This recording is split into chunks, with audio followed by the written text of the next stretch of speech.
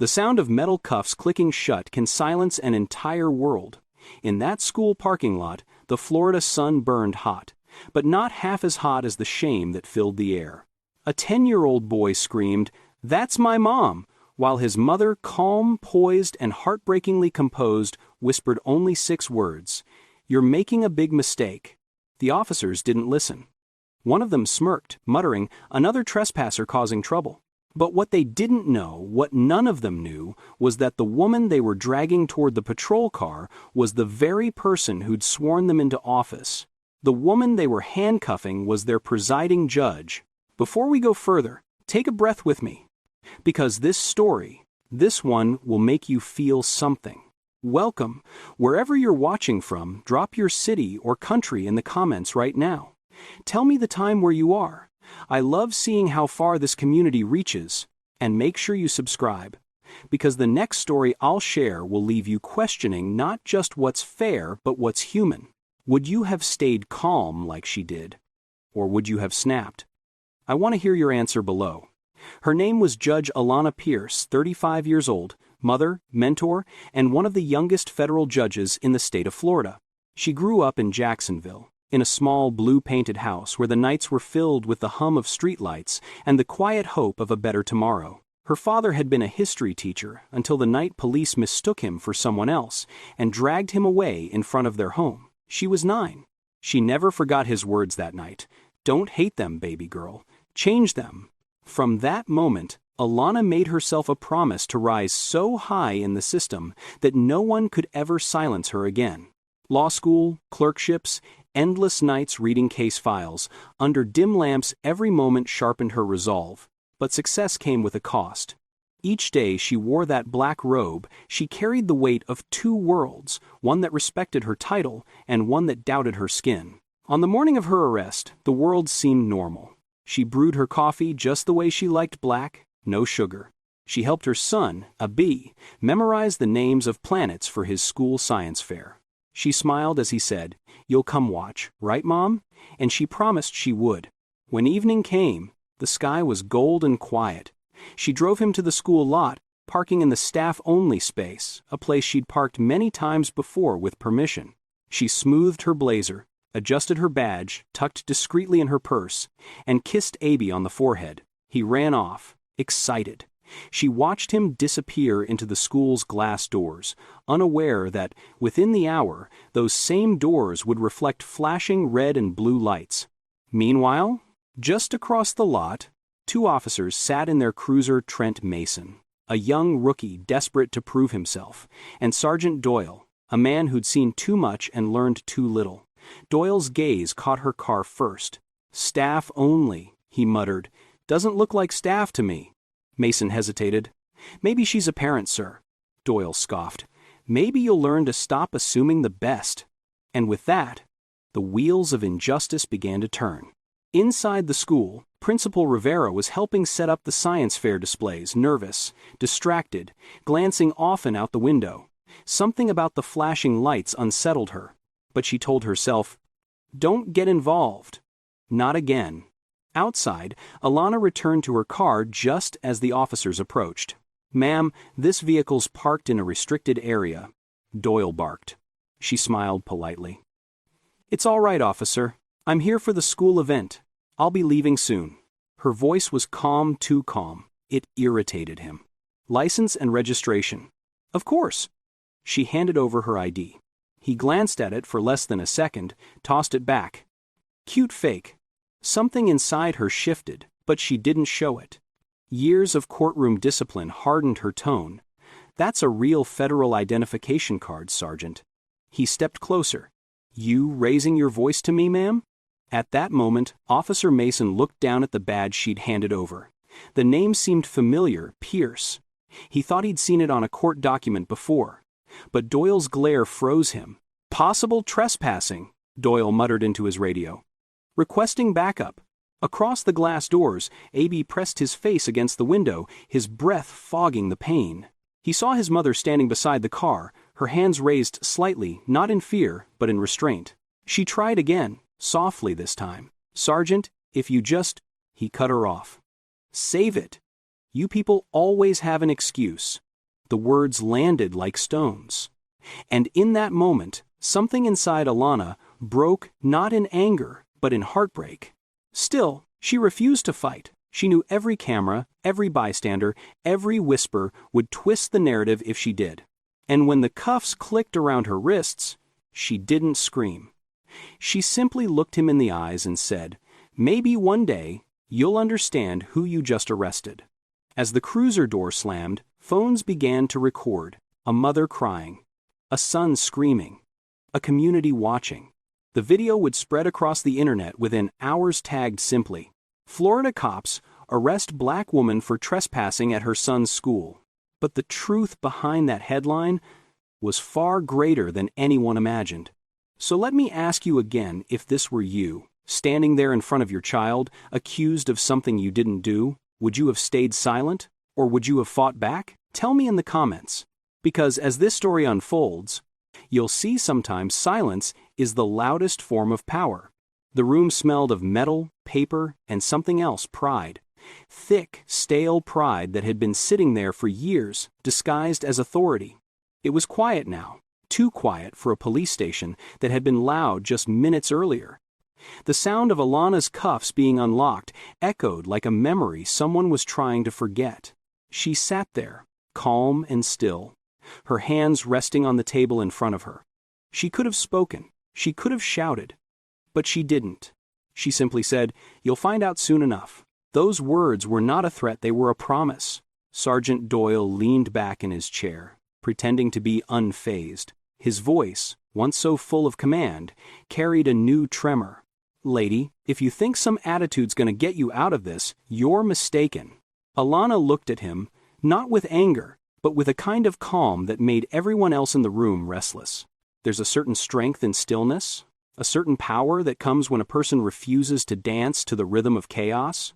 She had that power. It frightened him. The rookie officer at the desk, Officer Price, barely 23, had been quietly entering information into the system. He typed her name once, then again, then slower. His eyes widened. He stared at the screen like he was reading something impossible. The cursor blinked beside the words, "Federal Judge Alana Pierce, District Court, Northern Florida." He swallowed hard. His voice cracked. "Sir, you need to see this." Doyle rolled his eyes. "What is it now?" Price turned the monitor toward him. Doyle leaned forward, squinting at the name, reading it twice before leaning back with a nervous laugh. "No way. No, that's a coincidence. That woman drives a Honda Civic with a cracked bumper. Judges don't drive Civics." But the rookie's voice grew firmer. "Sir, it's her. Look, badge number, ID, photo. It's her." Silence. The kind of silence that wraps around a room and squeezes the air out of it. Every officer in the vicinity stopped pretending to work. Even the hum of the vending machine seemed louder. Doyle's smirk faltered, replaced by something raw, not guilt yet, but disbelief, fighting for survival. Alana sat there watching him, her hands folded neatly, the picture of composure. Her eyes held no malice, no vengeance, only a deep, aching sadness. The kind you feel when people confirm your worst suspicions about the world. "You had every chance to listen," she said quietly. "Every chance." Doyle's voice broke. You could have told us who you were." "I did," she replied softly. "You didn't hear me." And that was the truth, not just about the moment, but about everything. People like her had been saying the same thing for generations. "You didn't hear me." The rookie stepped back, his heart pounding. He whispered to another officer, "She's the one who swore Doyle in last year." And that, somehow, made it worse. Within minutes, phones started ringing, one call after another. The dispatcher's face turned pale. The whispers grew louder. "Chief wants a report. Governor's office on line 2. Media's picking up the story." Doyle's authority crumbled like wet paper. He barked at Price, "Don't say a word to anyone." But it was too late. Word had already spread. A civilian had recorded part of the intake, Alana walking in cuffs, her head held high, the officers smirking. That clip had already hit social media. In less than an hour, her name, Judge Alana Pierce, was trending across Florida. The irony burned through the precinct like fire. Officer Mason arrived late to the chaos, breathless, confused. He looked around reporters outside, flashing cameras, tense faces. "What's happening?" he asked another cop. "She's a judge," someone whispered. "Their judge." Mason froze. His stomach dropped. The memory hit him hard, her calm eyes, her voice saying, "Check my ID." And his silence. He had seen the badge, the name. He had felt something was wrong, but he let fear of his superior outweigh the truth in front of him. He took a deep breath, stepped toward Doyle's office, and saw her sitting there still handcuffed to the bench, though it was clear now that the handcuffs no longer symbolized her restraint, but theirs. Her silence had become her weapon. Reporters outside shouted questions, flashes of light through the window. "Is it true officers arrested a federal judge? Do you plan to press charges? What was the reason for the arrest?" Doyle's voice trembled as he spoke to his superior over the phone. "Chief, it was a misunderstanding, I swear. We were following protocol. We didn't know." The chief's reply was cold and precise. "You didn't know because you didn't look. The governor's office is calling in 10 minutes. Fix this now." Doyle turned toward Alana, his eyes full of panic now. "Judge Pierce, ma'am, this is a mistake," she said gently. "Yes, but not the first one, and not the last." Mason couldn't take it anymore. He stepped forward, his voice breaking. "She told us to check her ID. She told us, sir. We didn't listen." The room went still again. Doyle's face turned red, veins rising at his temples. But the damage was done. Mason's confession wasn't rebellion, it was conscience finding its voice. For the first time since her arrest, Alana turned to look at him. Her eyes softened. "Thank you," she said quietly, "for finally hearing me." The words hit him like forgiveness, heavy, undeserved, but real.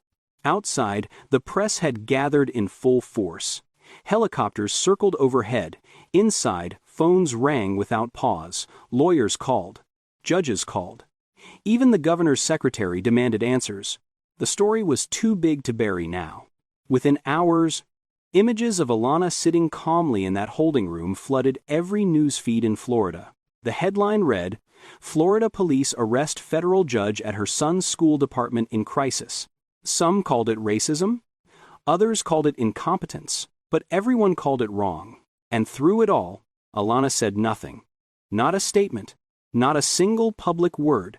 Her silence drove the media wild. Speculation filled the airwaves. Was she planning to sue? Would she resign? Would she press charges? But Alana knew the truth. Sometimes, the loudest message comes from saying nothing at all. Her stillness became a mirror that forced everyone else to see themselves clearly. Inside the precinct, Officer Mason couldn't stop pacing. "We should have seen it. I should have said something." Doyle slammed his fist on the desk. "You think this is just about you? You think this doesn't ruin all of us?" "It's already ruined," Mason whispered. "Because we made it that way." Alana's phone buzzed from where it sat on the desk, confiscated hours earlier. The chief entered the room himself, sweating under the weight of the cameras outside. "Judge Pierce," he said stiffly.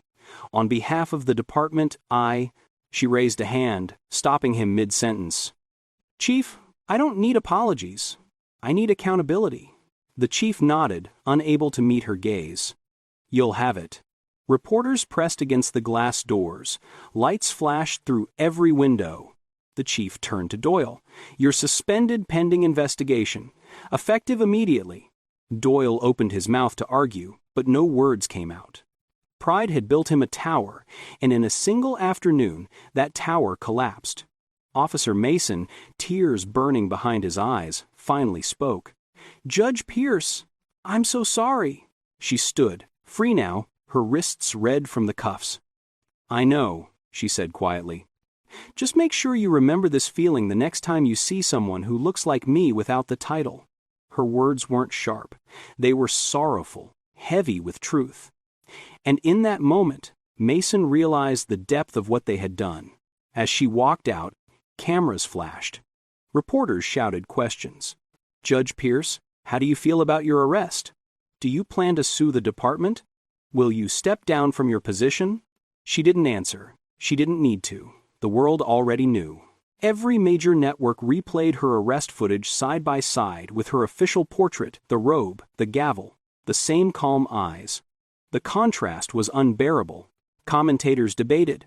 Activists protested. The governor made a statement.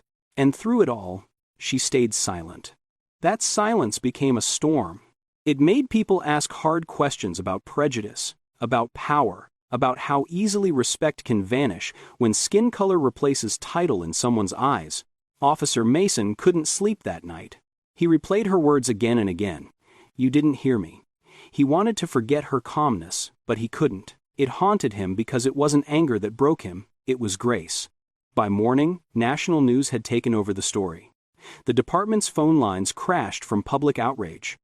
The governor himself called Alana personally to apologize. She accepted, but only after making one quiet request: that the officers involved be enrolled in community sensitivity training led by citizens, not superiors. The chief hesitated. "You want them to teach us?" "Yes," she replied, "because sometimes justice doesn't come from punishment, it comes from understanding."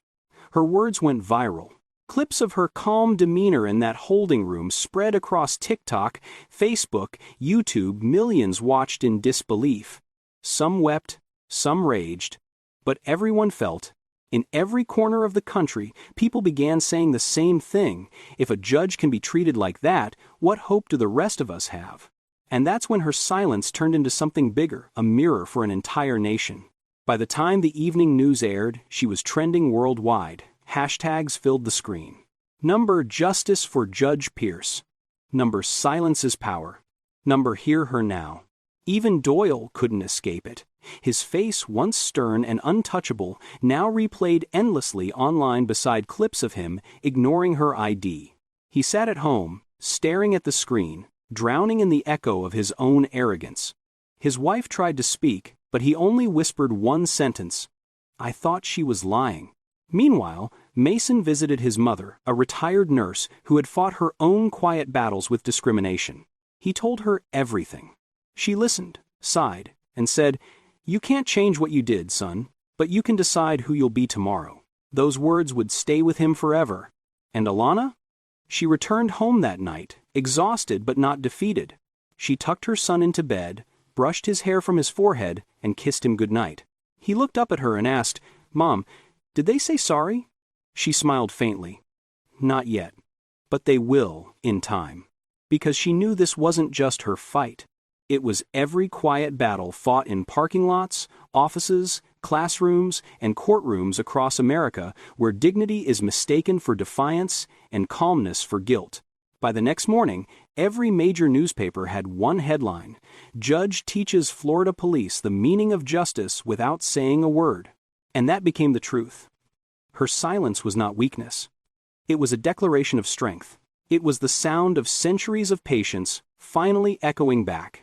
So I'll ask you this: do you think silence is the most powerful form of justice? Or should she have shouted her truth sooner? Tell me in the comments below. And if this story moved you, hit subscribe right now, because the next story I'll share will remind you that sometimes the most powerful voices are the ones that refuse to scream. The world has a strange way of turning its back on quiet truths until they're too loud to ignore. When the video of Judge Alana Pierce's arrest hit the internet, the silence that followed wasn't peace. It was the deep inhale before a storm. By the next morning, that storm had a name: Number Justice for Judge Pierce. It started small, a few tweets, a handful of posts on local forums. But by the time the sun rose over Florida's East Coast, her face was everywhere. News anchors replayed the clip on loop: a dignified woman in handcuffs, calm eyes that told a story far bigger than the moment they captured. Some called her fearless, others called her dangerous, but everyone agreed on one thing: she had forced the nation to look at itself. The police department's press office flooded with calls. Their inbox overflowed with outrage. Within 24 hours, what began as a minor misunderstanding had become an international scandal. And in the center of it all stood Alana, silent, still, deliberate. For days she refused interviews, ignored requests for exclusive statements, and avoided television cameras. But when she finally spoke, she chose to do it her way, in a small courthouse room filled with reporters, community leaders, and victims of similar injustices. The press conference wasn't a performance. It was a reckoning. When she stepped up to the podium, every flashbulb went off at once, painting her face in harsh white light. Yet her voice, when it came, was soft, almost too soft for the room. "I wasn't just arrested," she said slowly, each word deliberate. "I was reminded of what it feels like to be seen as less than who you are. I was reminded that education, success, and status mean nothing when bias walks through the door before truth." The room fell silent. Her eyes scanned the crowd faces from every network, microphones lined like soldiers, waiting for her next word. "I wasn't arrested for being on school property," she continued, her voice steady now, gaining weight. "I was arrested for being who I am." And in that moment, I remembered something my father once told me, that no title, no robe, no badge will ever protect a person from prejudice. Only character can do that. Her throat tightened, but she didn't cry. The pause that followed was heavy and yet peaceful, the kind of silence that makes people realize they're witnessing history, not just hearing a statement. "I do not hate the officers who arrested me," she said at last. "Hate is easy. Accountability is harder. I believe we change this nation not by screaming, but by standing." A reporter raised his hand. "Judge Pierce, do you plan to press charges?" She smiled faintly. "I plan to press forward."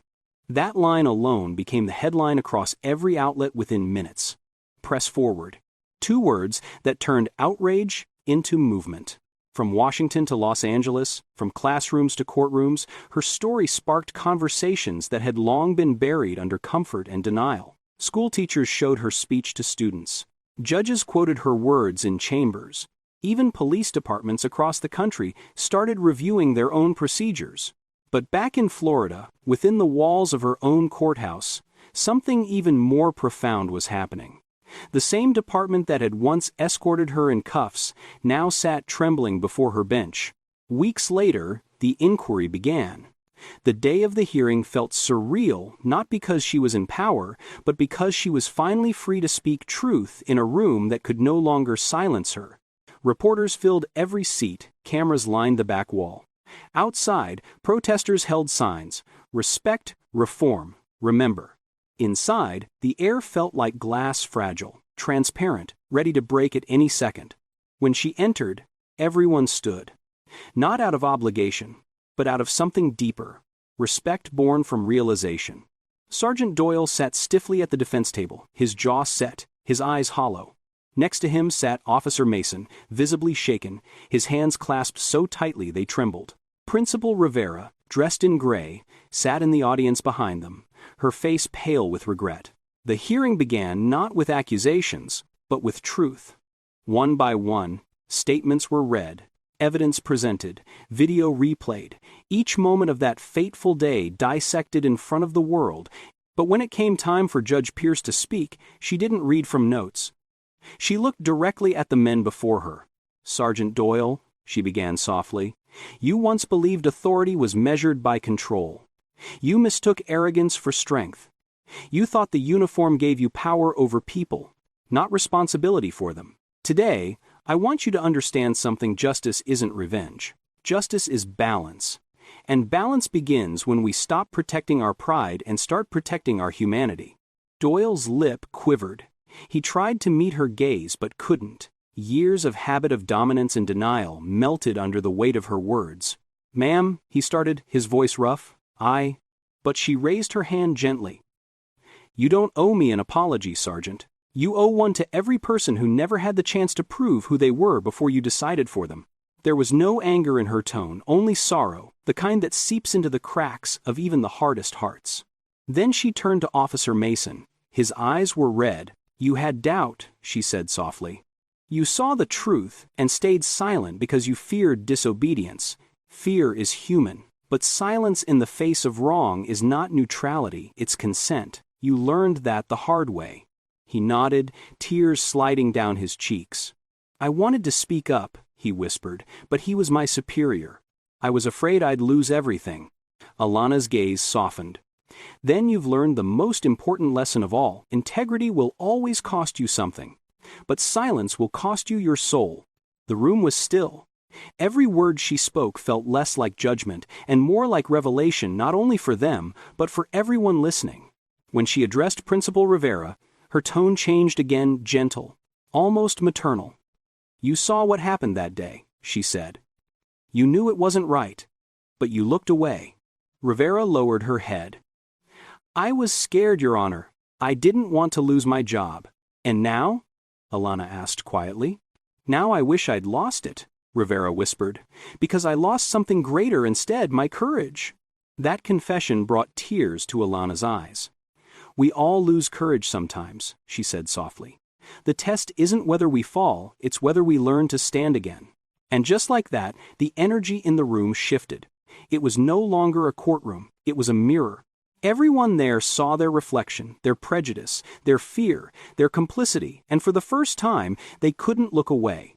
When the rulings were read, no one cheered, no one clapped. The moment was too sacred for celebration. Sergeant Doyle was formally demoted and placed under internal review. Officer Mason resigned voluntarily, a decision that came with tears, but also with relief.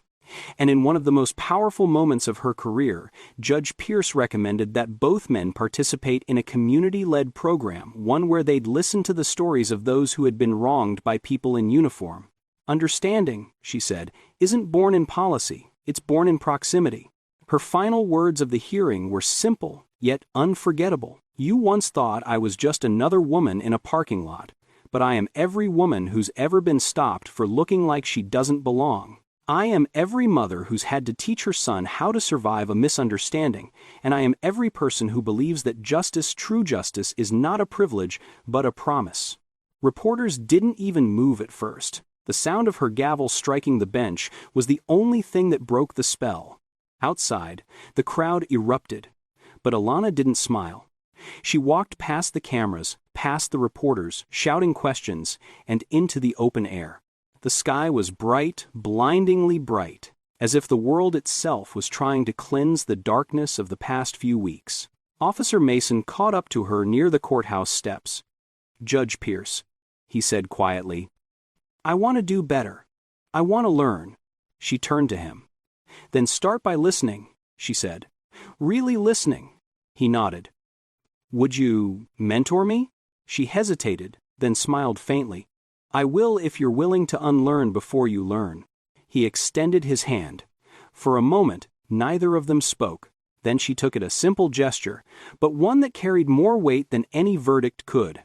A few steps away, Sergeant Doyle stood alone, watching. He didn't approach, he didn't speak. He simply stood there, the noise of the crowd fading around him, until at last he whispered something only he could hear. "Justice isn't revenge, justice is balance." Weeks later, Principal Rivera returned to the same school parking lot. She hosted a small assembly this time, without fear. She invited Alana to speak to the students about courage, compassion, and consequence. When Alana arrived, the children clapped, and Rivera stepped forward, tears in her eyes. "I stayed silent when I should have spoken," she said to the students.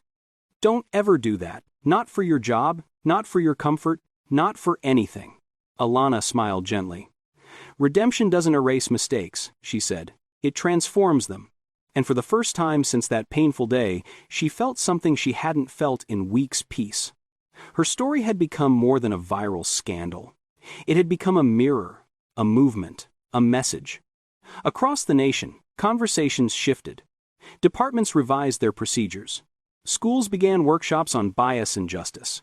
And everywhere she went, people whispered the same thing. She didn't shout, she stood.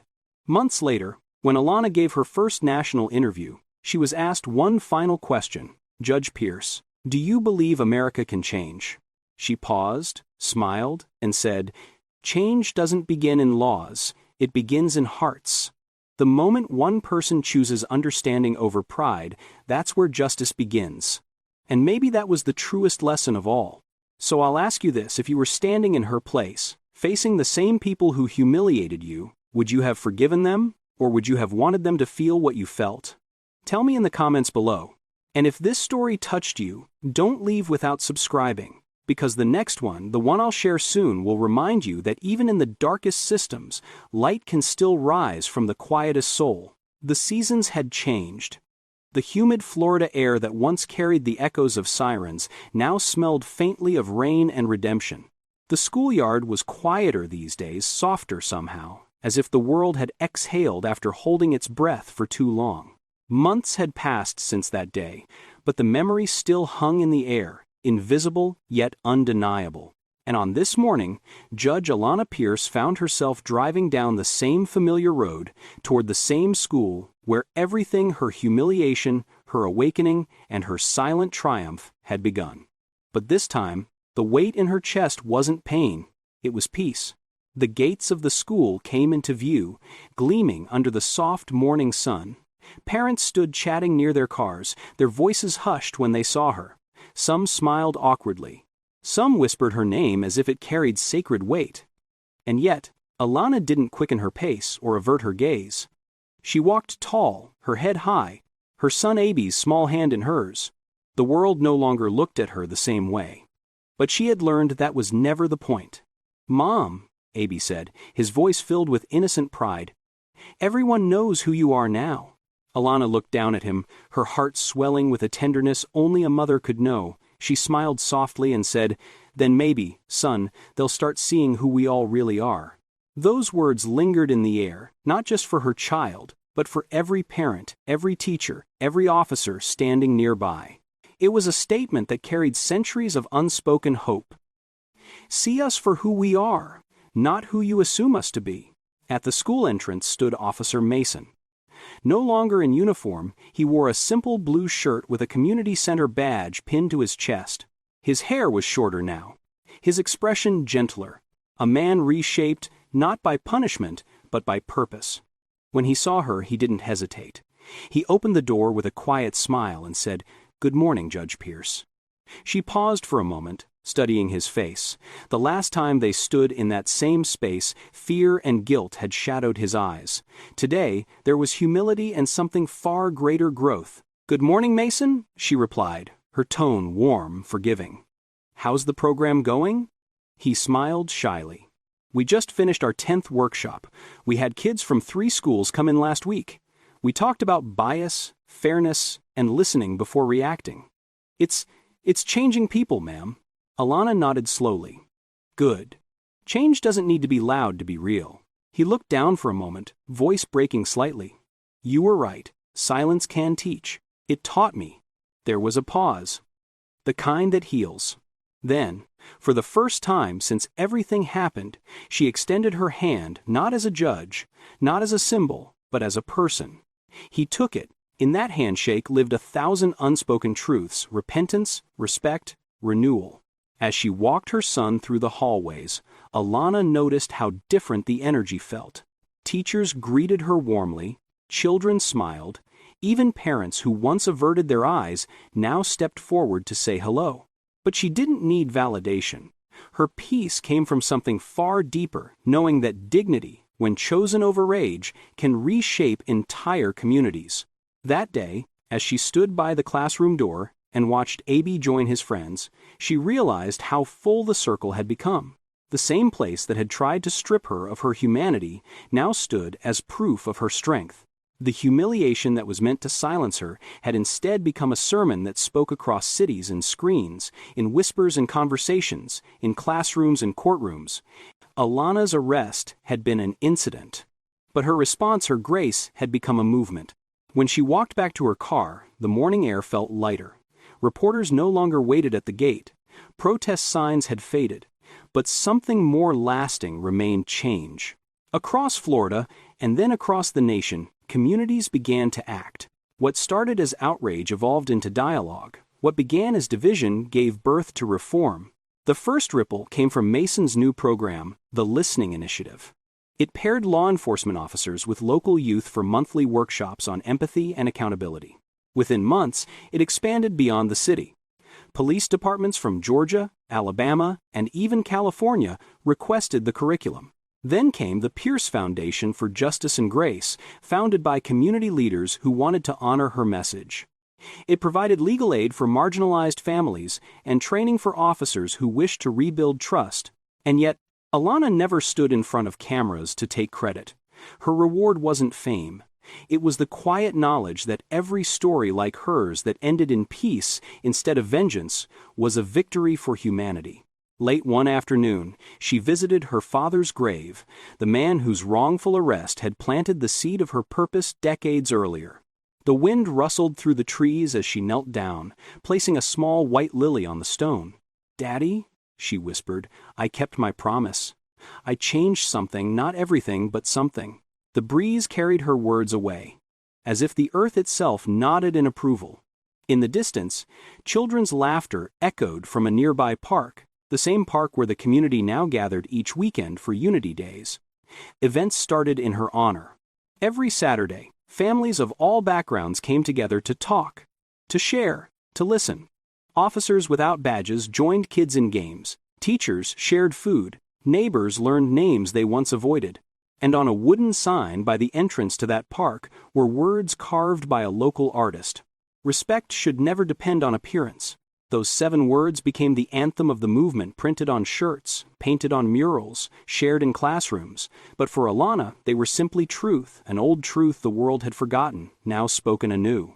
Months later, Alana was invited to speak at a national justice conference in Washington, D.C.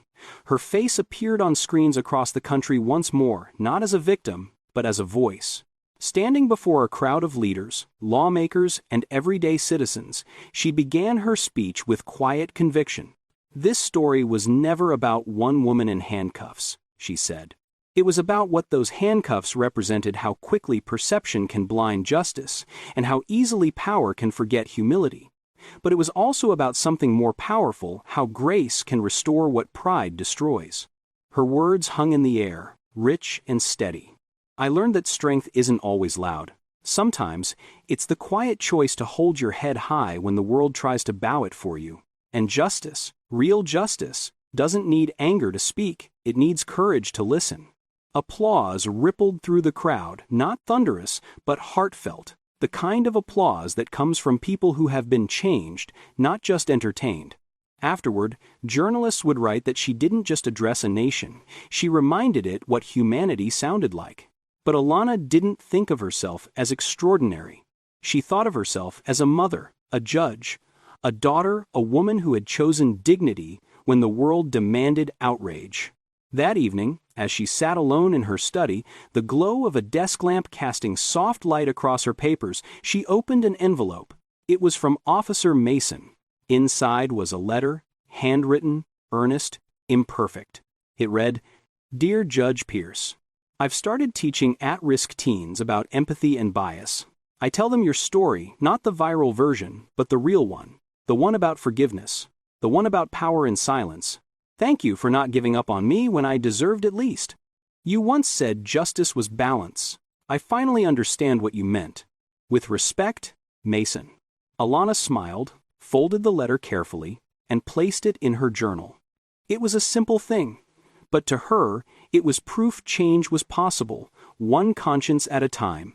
Weeks turned into months, and her life moved forward not as a symbol, but as a steady flame guiding others through darkness. She still faced criticism. Some said she was too soft. Others said she should have fought harder. But she knew the truth: grace isn't weakness. It's strength under control. And every time she saw her son laugh freely, without fear, she knew she had chosen right. One Sunday morning, as she and Abby walked into church, a stranger approached her, an elderly woman with trembling hands. "Judge Pierce," she said softly, "I lost faith in this country years ago. But when I saw you stand there, silent and strong, I remembered what hope looks like. Thank you." Alana touched her hand gently. "Hope doesn't fade," she said. "It just needs someone to hold it up again." That woman's tears fell silently, and in them, Alana saw the reflection of 1,000 others who had finally been seen. By now, her story was taught in law schools, discussed in police academies, and analyzed in leadership seminars. But beyond all that, it lived in hearts, in mothers, sons, and strangers who finally dared to believe that integrity could still win in the end. Because what Alana Pierce proved wasn't just that justice could prevail, she proved that humanity could heal. And as the camera fades in our minds, picture this: her son running ahead to class, laughter echoing. Alana standing still for a moment, watching the sunlight bounce off the school windows, the same glass that once reflected blue and red lights, now glimmering gold. A gentle smile curves her lips. The world had changed not entirely, not perfectly, but enough to matter. This, she whispers to herself, is what victory feels like. Her story ends not with applause, but with peace. Because sometimes, the greatest victories are the quiet ones, the kind that live on not in headlines, but in hearts. And as her voice lingers in the distance, let me leave you with this. This story wasn't about one arrest. It wasn't even about one woman. It was about all of us, about how easy it is to judge, and how hard it is to see, about how quickly perception can blind justice, and how grace, simple, unshakable grace, can restore it. So, before you go, I want to ask you something. If you had been in her place, humiliated, handcuffed, silenced, would you have chosen her path of restraint? Would you have stayed silent, like Judge Pierce, or spoken out in anger? Tell me in the comments below. I want to know. And if this story moved you even a little, if it stirred something deep within you, share it. Because someone you know needs to hear it today. And make sure you subscribe, not just for stories like this, but for reminders of what we're still capable of when we lead with courage, compassion, and dignity. Because in the end, dignity is the loudest form of power. And silence, when chosen with purpose, can echo louder than any shout ever could.